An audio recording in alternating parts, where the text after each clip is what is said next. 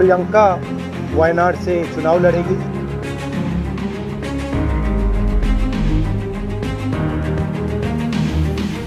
अपने घर वायनाड से भाग खड़े हुए राहुल गांधी, जिस वायनाड ने 19 में बनाया सांसद, राहुल ने 24 में छोड़ा उस वायनाड का साथ।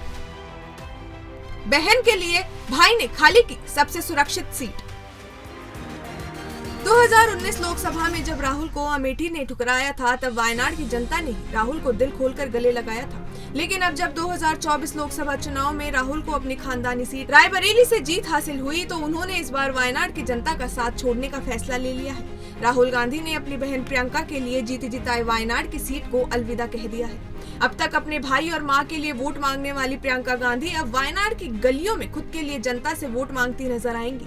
लेकिन राहुल के सीट छोड़ने के बाद क्या वायनाड की जनता अब उनकी बहन प्रियंका पर भरोसा करेगी और उन्हें उतने ही भारी अंतर से जिताएगी?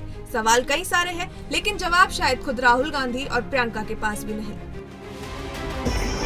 बहुत खुश हूँ मैं। I am very happy to be able to represent Wayanad and all I say is that I won't let them feel his absence.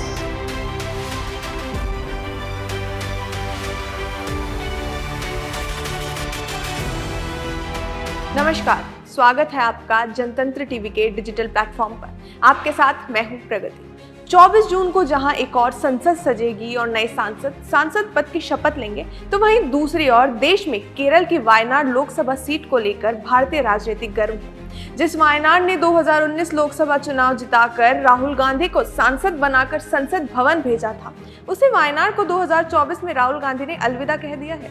2024 में आम चुनाव में राहुल ने 2 लोकसभा सीट यानी वायनाड और रायबरेली से जीत दर्ज की थी, और अब रायबरेली को छोड़ वायनाड से इस्तीफा देने का राहुल ने फैसला कर लिया है। राहुल की जगह अब कांग्रेस वायनाड से प्रियंका गांधी को उम्मीदवार उतार रही है। लेकिन पहली बार लोकसभा चुनाव लड़ रही प्रियंका के लिए ये राह आसान नहीं होने वाली, क्योंकि चुनावी मैदान में उतरने से पहले ही मुसलमानों ने प्रियंका के खिलाफ विरोध का मोर्चा खोल दिया, और ये विरोधी बिगुल किसी और ने नहीं बल्कि देश के पूर्व आईपीएस ऑफिसर अब्दुल रहमान ने फूका है। वायनाड एक मुस्लिम और ईसाई बाहुल क्षेत्र है, और ऐसे में विरोध का सुर कांग्रेस के लिए ठीक संकेत नहीं, क्योंकि 2026 में केरल में विधानसभा चुनाव होने हैं, और केरल की जनता का इतिहास है कि उन्हें किसी भी राजनीतिक पार्टी की सियासी रोटी पलटने में देर नहीं लगती। सीएए के विरोध में अपने आईपीएस पद से इस्तीफा देने वाले पूर्व आईपीएस अफसर अब्दुल रहमान एक बार फिर से सुर्खियों में है, और इस बार कारण है राहुल गांधी का बतौर सांसद वायनाड लोकसभा सीट से इस्तीफा देना और प्रियंका गांधी का वायनाड से चुनाव लड़ना।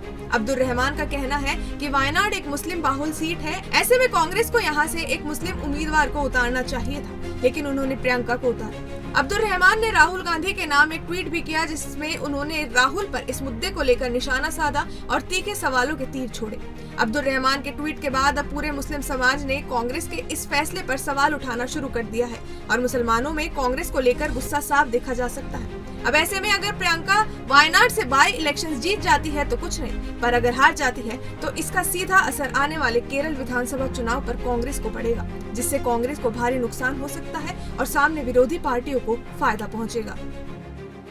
केरल में मुस्लिम समुदाय का विरोध कांग्रेस को महंगा पड़ सकता है। अगर प्रियंका वायनाड से हारती है तो केरल विधानसभा चुनाव में कांग्रेस की राह आसान नहीं होगी, जिसका फायदा दूसरी पार्टी या यूं कहे सीधा सा भाजपा पर पड़ेगा।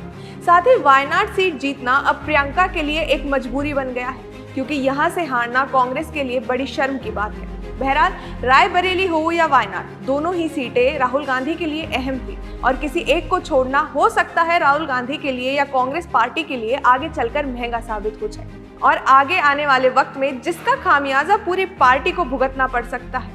इस प्रोग्राम में आज के लिए इतना ही। मिलते हैं आपसे अगले प्रोग्राम में एक नए मुद्दे पर, और तब तक जुड़े रहिए जनतंत्र टीवी के डिजिटल प्लेटफॉर्म पर।